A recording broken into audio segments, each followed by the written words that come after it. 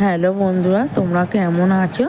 আমি তোমাদের জন্য নতুন ভিডিও নিয়ে চলে এসেছি। আর এখন মাত্র বিকাল 5:30 বাজে। আমার শাশুড়ি মা বাজারটা দিয়ে গেছে, আর আমি একটু ভালো করে গুছিয়ে রাখছি। এবার তো সন্ধে হয়ে যাবে, সন্ধেটা দিতে হবে।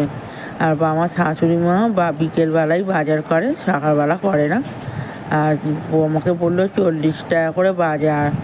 ভালো কথা, 40 টাকার বাজার।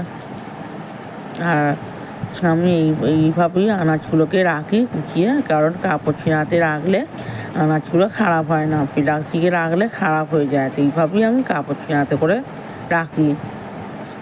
আর আমার শাশুড়ি মা কী কী বাজার করেছে, একটা চিচিঙে এনেছে। চিচিঙাটা আমি বলেছিলাম একটা চিচিঙে আনবে, শনিবারে নিরামিষ করবো বলে। শনিবারে বিউলির ডাল আর আলু পোস্ত হবে।